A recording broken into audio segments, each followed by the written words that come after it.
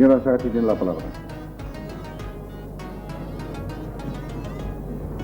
Señor presidente, señorías, quizás pueda parecer extemporáneo que a estas alturas de la legislatura y faltando un año para terminar la misma, se haga una proposición de ley conjunta de dos partidos políticos haciendo esta proposición de un himno para dotarle de un himno a la Comunidad Autónoma Vasca de Euskadi. Bien, esta gestación de una proposición de ley ha tenido diversos avatares porque en el Estatuto de Autonomía de Gernika no se contempla la asunción del himno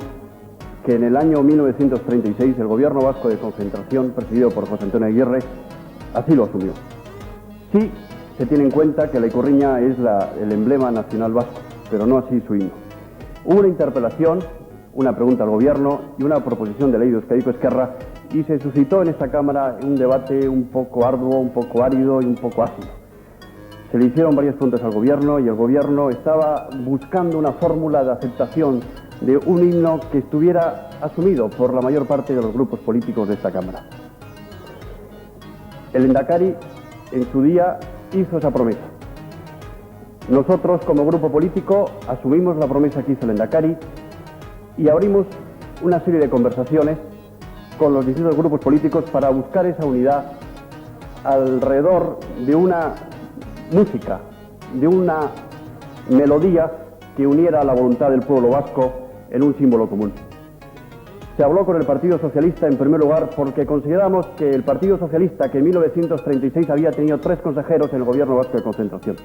que había asumido un acuerdo del Gobierno, que en 1956 en el Congreso Mundial Vasco había asumido aquel compromiso expuesto públicamente por José Antonio Aguirre, aquel partido que había tenido un consejero hasta el año 1979, mantendría las mismas posturas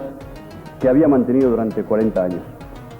El Partido Socialista, por boca de su portavoz, Ricardo García Damborenea, nos dijo que no deseaba entrar en una guerra de símbolos, que no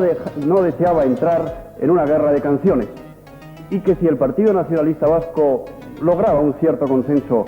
alrededor del Eusko Abendararen Ezerkia, si lográbamos otro grupo político que asumiera este himno vasco, el Partido Socialista votaría a favor de esa proposición de ley. Se habló posteriormente con Euskadiko Ezkerra y Euskadiko Ezkerra mantenía la postura del Gernika Karbola. Y nosotros como Partido Nacionalista Vasco, lo tenemos que decir bien claro, no estamos en contra de ninguna canción, de ninguna melodía, de ningún himno y sobre todo de aquellas canciones que han representado durante 40 años la esencia del pueblo vasco en la lucha por sus libertades. Pero si había que buscar un precedente, si había que buscar un algo que uniera a los vascos en un momento determinado, había que ir un poco a la historia, y aquí había que ir a ese compromiso que en un momento difícil, en un momento de agresión, en un momento de unidad, habían logrado partidos tan disímiles como el Partido Socialista, el de Republicanos, el Partido Comunista, Acción Nacionalista Vasco y el Partido Nacionalista Vasco. Y ahí existía ese precedente, y existía el precedente de, posteriormente, el Gobierno vasco, presidido por el Lehendakari Carlos Garaikoetxea, al no haber una normativa y una ley sobre himnos y protocolos, había asumido aquel acuerdo del año 36 suscrito por aquel Gobierno vasco.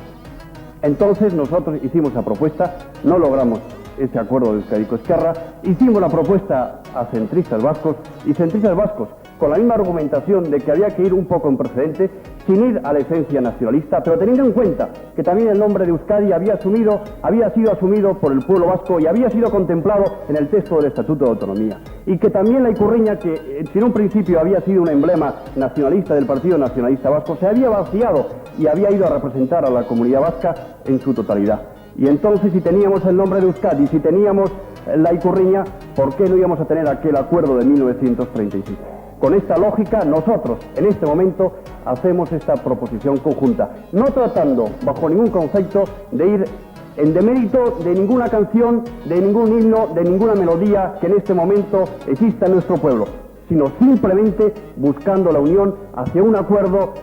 suscrito en 1936 en condiciones difíciles. Nosotros, en este momento, con esta proposición de ley, no buscamos abrir ninguna guerra de símbolos, sino simplemente que un consenso de 1936 pueda repetirse en unas circunstancias difíciles también en este momento.